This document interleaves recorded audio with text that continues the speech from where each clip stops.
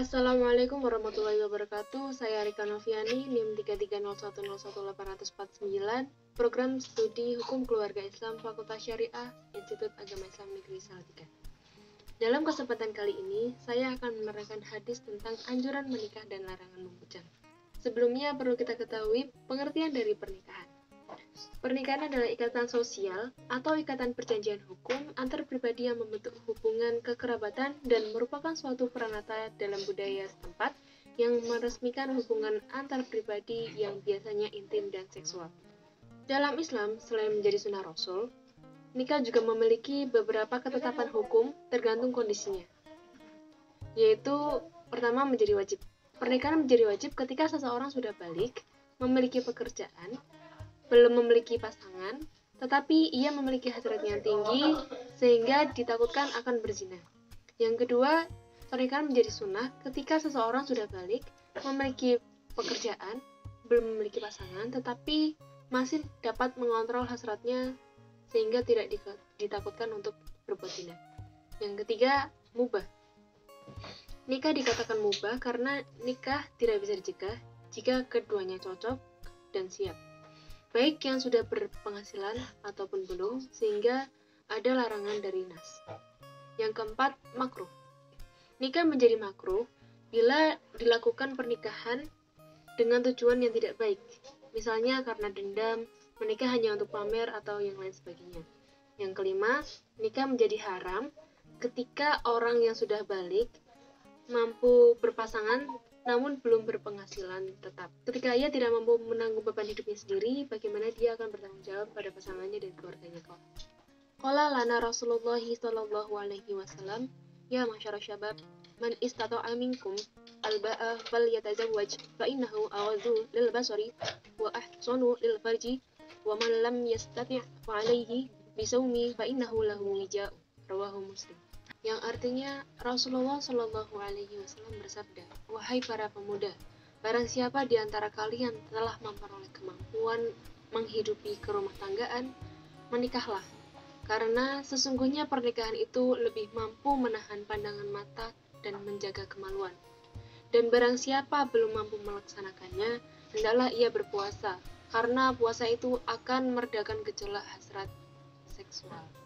Dari sini bisa kita simpulkan bahwa hadis ini sambung sanadnya sampai dengan Rasulullah.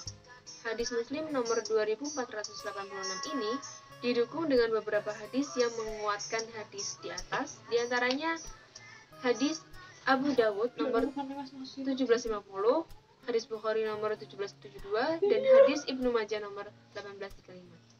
Selanjutnya, analisa matan.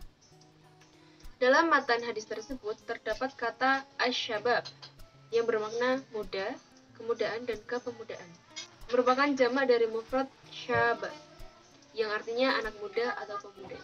Man istata'a mengandung kata man yang artinya barang siapa, dan kata istata'a bermakna dapat, mampu, atau sanggup. Al-ba'atah berasal dari kata al-maba'atah yang berarti tempat tinggal. Kemampuan atau al-ba'ah yang dimaksudkan dalam hadis di atas mencakup kemampuan jasmani dan rohani. Keduanya dijadikan tolak ukur di mana ketika para pemuda telah mampu dalam keduanya, maka dianjurkan untuk segera menikah. Yang selanjutnya adalah hadis tentang larangan membujang, yang artinya telah menceritakan kepadaku Abu Imran Muhammad bin Ja'far bin Ziyad telah menceritakan kepada kami Ibrahim bin Sa'ad dari Ibnu Syihab Az-Zuhri dari Sa'id bin Al-Musayyab. Ia berkata, saya mendengar Sa'ad berkata, Utsman bin Maz'un pernah dilarang untuk membujang selamanya karena semata-mata hendak melakukan ibadah kepada Allah. Andaikan beliau atau Rasulullah Shallallahu Alaihi Wasallam mengizinkannya, tentunya kami sudah mengebiri diri kami sendiri. Selanjutnya, dari sini bisa kita simpulkan bahwa hadis ini sambung sanadnya sampai dengan Rasulullah. Muslim nomor 2489. Hadis yang menguatkan hadis ini diantaranya adalah hadis At-Tirmizi nomor 1003, hadis Bukhari nomor 4685, dan hadis Ibnu Majah nomor 1838. Dari penjelasan tersebut dapat disimpulkan bahwa nikah adalah hal yang lumrah dalam setiap wilayah untuk mengikat dua individu dalam suatu hubungan. Dalam Islam, selain menjadi sunnah Rasul, nikah juga memiliki beberapa bentuk ketetapan hukum tergantung dengan kondisi pelakunya.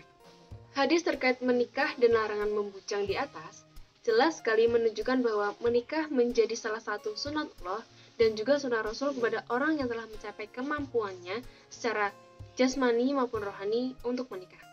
Apabila seseorang mampu secara rohani namun belum mampu secara jasmani, maka dianjurkan baginya berpuasa untuk menjaga dirinya.